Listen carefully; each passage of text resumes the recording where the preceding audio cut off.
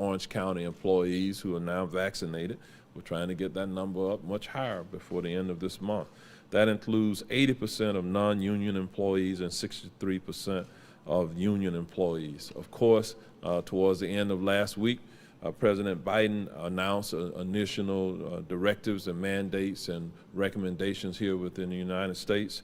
And there were some mandates and requirements for large employers with 100 or more employees, as well as some of the healthcare organizations. There are certain mandates. We intend to follow whatever lawful directives are put in place in that regard. Also, as a reminder, the U.S. Supreme Court invalidated the CDC eviction moratorium on August the 26th. At our last press briefing, we talked with you about that. Again, we have support for our residents here who may find themselves chronically rent stressed or in need of emergency rental assistance. We, to date, have provided over $8.5 million that has been distributed to 1,508 families, which has resulted in them being able to stay in their homes. And we want to continue to assist our families in that regard. For information on our rental assistance program, you can go to ocfl.net/rental assistance. And now, I told you I would come back and talk about the Magical Dining, and that's a wonderful program that we have in place in our community that helps to support both local restaurants and raise money to combat homelessness in our community. Visit Orlando's Magical Dining launched on August the 27th with more than 90 of Orange County's and Orlando's best restaurants. All are offering 3-course meals for $37. So you know what to expect. They have special menus for the dining opportunities, but $1 from every meal is donated to 2 charities that has been established through the program. These charities are indeed making a difference in our community. First, we have Pathlight Home, which provides affordable housing and employment assistance to low-income and homeless individuals. And the second charity is iDignity, which assists disadvantaged Central Floridians in obtaining legal identification documents often required to access education, employment, and other services. We all know our restaurant community has faced many challenges as they have recovered from are recovering from the pandemic. This restaurant program provides a needed boost to encourage diners to dine out and try new restaurants. This weekend I had the opportunity to be in several. We have the CEO and president of Visit Orlando with us today, Ms. Cassandra Mate, who is here during the Q&A. If there are any questions for her, certainly we'll ask her to come forward. I'm also pleased to announce today that Visit Orlando's Magical Dining will be extended by 2 weeks. They will run the program until October the 17th. The extension will provide an opportunity to raise additional funds for the charities and support our restaurant community even more. I encourage you to all try one of these restaurants that offer Magical Dining. Their options are for outdoor dining and takeout as well.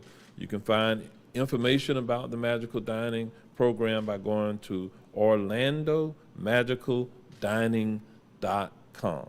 orlandomagicaldining.com. And with that, ends my formal comments at this point, where I'm going to ask Dr. Pino to come forward. Thank you, Mayor. Good morning, everyone. As the Mayor mentioned to you, the number of positive cases is up to 218,984, and a positivity rate is 13.3. So we have seen a significant decrease from where we were in 20%, and the number of deaths has risen to 1,780. Unfortunately, we have 56 additional deaths reported to the state since September the 9th. 27 were female, 29 were male, 18 were black, 3 Asian, 27 white, 8 of other categories. With regard to ethnicity, 18 Hispanic, 38 non-Hispanic. And also on that group, we have 1 death that was reported from May 2021, 10 from July, and 1 for September. The rest were from the month of August. The age range for the death was 0 to 95. That means someone younger than 1. And we will not give any details about that individual at all, because it's just one single case and could be easily identified. And 3 of the 56 deaths, that is 5.4, were reported in long-term care facilities.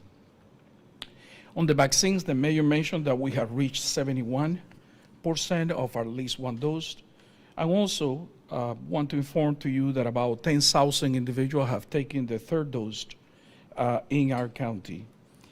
And also, it is important for people to know that the monoclonal site continues to be opened at the Camping World, and since they opened, they have seen over 4,000 individuals. And that has shown to have an impact, as we look in the data, in hospitalization, in reducing. So for those that are unvaccinated or have been exposed to the virus and want to use the therapy in consultation with their providers, that is there at Camping World. It's free of cost, and it can be very useful when giving to the right individual at the right time. Our positivity rate for 100,000 has decreased to 331. Remember, at the highest, that was 640 per 100,000 individuals. The number of cases last week reduced by 25% with regard to the week before. And as I mentioned to you, the positivity rate continued to decrease. Yesterday, positivity rate was 12.5, and the 14-day rolling average was 13.3. With that, I will answer any questions that you may have during the Q&A. Thank you. Okay, so we will transition to the Q&A, but just in terms of process, remember that we have a microphone that moves around, and we will start in order. We do have Scott Howard, who is here from the public school system, Orange County Public Schools, here today. Again, Ms. Cassandra Mate, I see Commissioner Gomez Cordero and Commissioner Uribe, who have joined us. We have Danny Banks here also from the Director of Public Safety, and I believe those are the staff members that's here. So with that, microphone is over here, so we're going to start over here, and then we'll move throughout the room. This is Steve Hudak from the Orlando Sentinel. This is for Dr. Pino. I understand that we can't get additional details about the young person here, but is that our first child death? Younger than 1 that we know, yes. Anyone younger than 18? I believe so. So this is the first one. Okay. That resides in the county. Yes. Yeah. Okay, this is Melissa Thomas with Florida National News. This question is for Mayor Demings. As it relates to kind of the homeless population, this is something we haven't heard about in a while in terms of the coronavirus press briefings, but where's Orange County now in terms of serving the homeless population as it relates to getting them vaccinated and things like that? Because I know when we initially entered the lockdown, that was a big concern in terms of them being a vulnerable population. We have a number of efforts underway, obviously, with the mobile vaccination trailers. We have deliberately moved it in locations where we are able to serve the homeless population from Lake Eola to other areas. And we also work with the Homeless Services Network and the CEO there, Ms. Martha R., who has been working for the congregate shelters to provide some vaccination opportunities through that effort. And then, of course, the Coalition for the Homeless as well. So we We have been providing some of our various funding to support the homeless outreach efforts, and we're going to continue with that.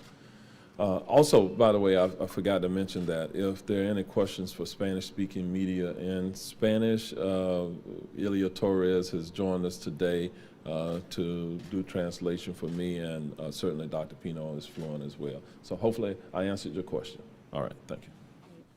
Thank you, Andreina Rosal from Univision. My question is for Dr. Pino and other question for Jerry Demings, the Mayor Jerry Demings.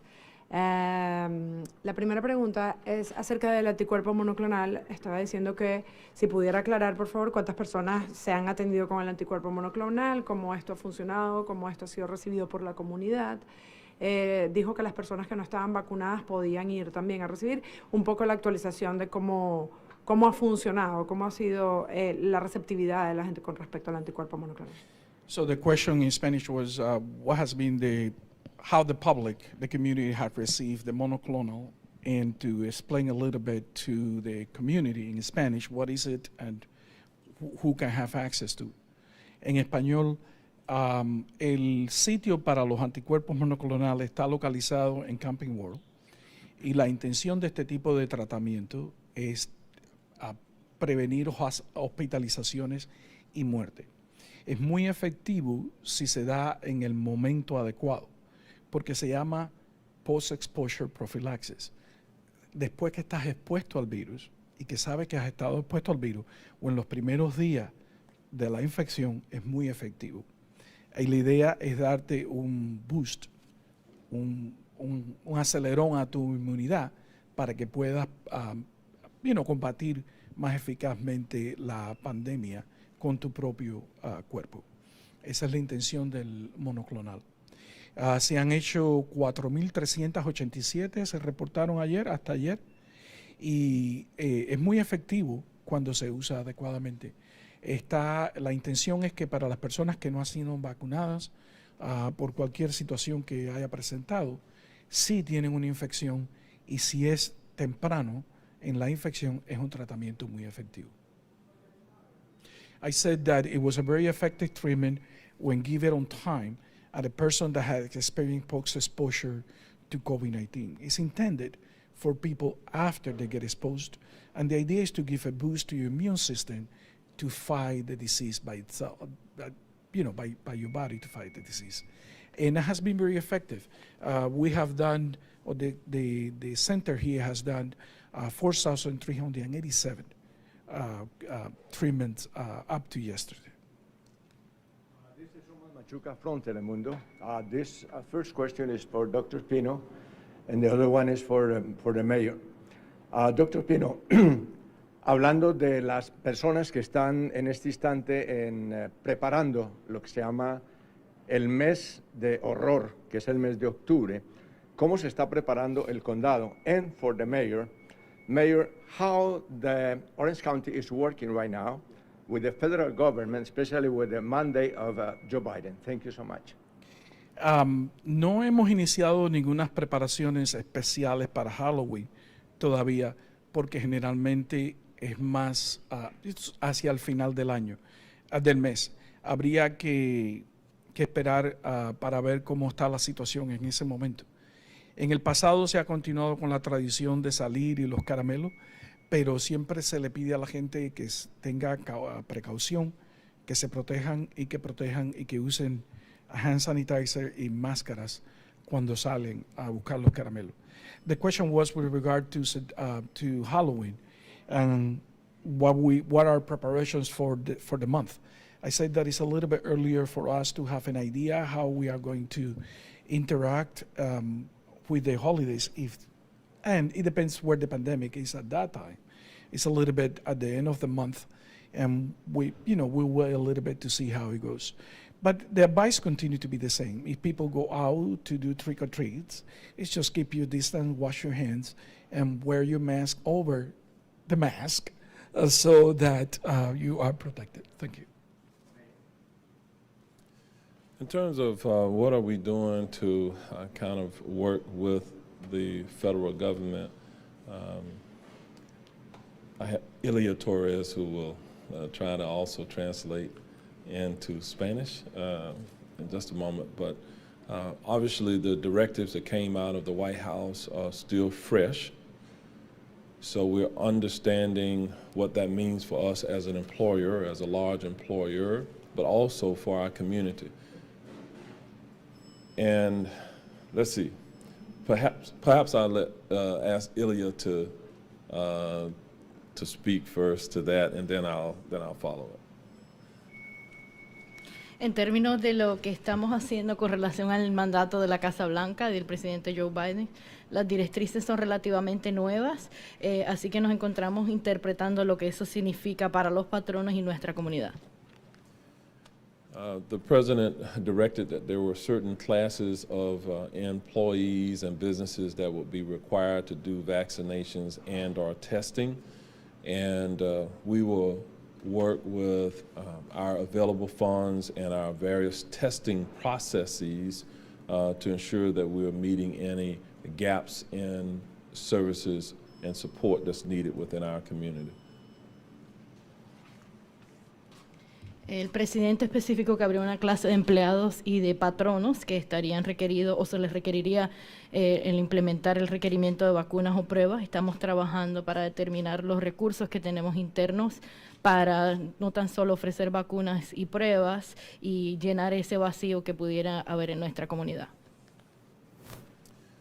We also have an executive policy group called that we coordinate with our hospitals and other governmental bodies on a regular basis. And so we will, as we better understand the directives, we will certainly comply with any lawful directives. Nosotros también realizamos una llamada de conferencia de decisiones ejecutivas de las que participan los hospitales y otros cuerpos gubernamentales. A medida que interpretemos las directrices, estaremos implementando nuestros propios procedimientos. Nadine with News 6, I have a question for Dr. Pino. In terms of the numbers, we're down 25% in cases, our positivity rate is down. The question today is, have we peaked in terms of cases, and have we peaked in terms of deaths? With regard to the cases, yes, we have peaked, probably 2 weeks ago. With regard to death, difficult to say. We are still, as you see, experiencing some reporting from May or July. So not until we see that, but the rate is much slower at this point than it was before, just by observation, by the number of cases that are coming. Now, that should not be taken very as, cut, but because it could increase tomorrow the number that we receive. But so far this month, what we have received from the month seems to be slowing down as well. Greg Fox from West TV. I'm sorry, Dr. Pino, I do have a question for the mayor, but can you clarify, we did see a bit of a jump near the end of the week. We're a week out from Labor Day. Is it possible we're still going to see a little feeling from that for a couple of days, possibly up and down this week, maybe zigzag, I don't know. That's what happened, yes, you're absolutely correct.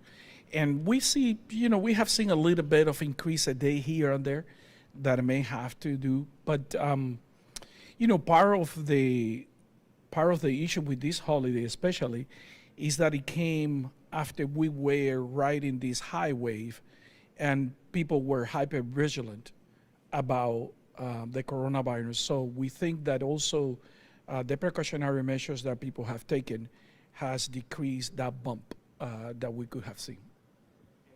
So my question actually, thank you, Dr. Pino. Mayor, just a quick question. Congratulations on your dad's 99th birthday. One of the Biden directives affects those who are nursing care workers. Do you support having mandatory vaccinations for healthcare workers and potentially jeopardizing the benefits of Medicaid? I support getting our healthcare workers vaccinated. Obviously, here within Orange County, we have healthcare workers, nurses, physicians, and others who provide services through our various health clinics, as well as even at the Orange County Jail. And so those jobs these days are really at high risk of potential transmission.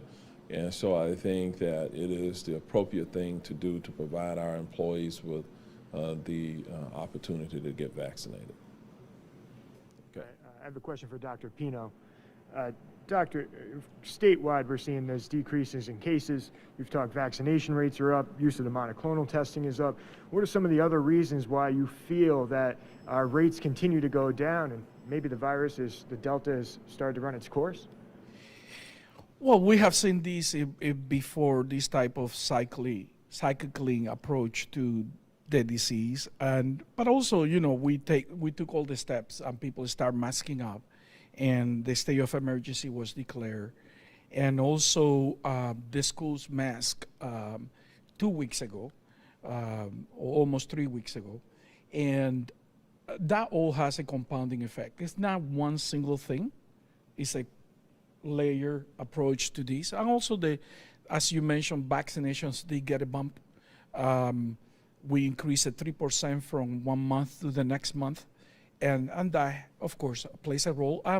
As you mentioned, monoclonal antibodies treatment has played a role in decreasing hospitalizations.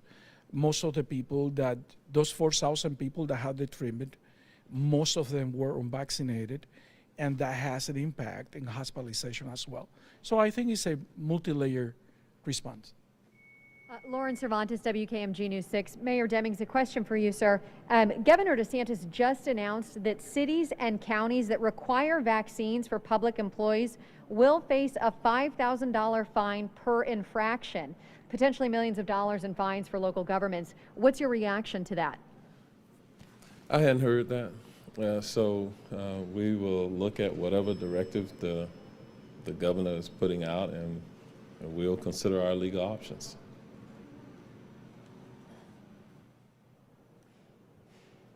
This next question was texted in from Angelo Jacobs with WFTV. The question is for Dr. Pino.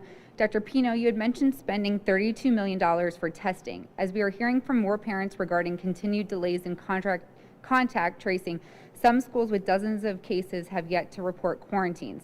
Parents are asking, could that money for testing be used instead or in part to increase the speed of contact tracing? The short answer is yes, and it will be used. So people understand, we will catch up with tracing probably by the end of this week or the beginning of this week. We have done some work. We also are in the process of hiring additional staffing from OCPAs as contractor for us so that we can continue to do the trace investigation. And we also are working with the contractors and OCPAs to invest and develop that plan for the $32 million that we have for testing and vaccines when they come in the schools.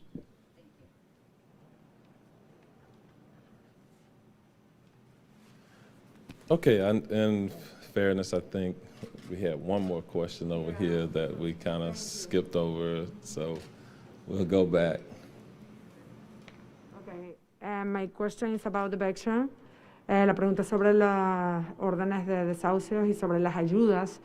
Estuve conversando la semana pasada con la comisionada Mayra Uribe y ella nos estaba explicando que, bueno, que entre los requisitos de las ayudas está que las personas no necesitan una orden de desahucio, sino que con simplemente deber la renta ya pueden aplicar a las ayudas. Por otro lado, nosotros hemos estado recibiendo llamadas de personas que dicen que los requisitos son muy quizás complicados para aplicar a las ayudas. La primera pregunta sería, ¿cuánto dinero se han entregado? Creo que lo mencioné al comienzo. ¿Cuánto dinero se han entregado? ¿Cómo ha ido la entrega de los recursos?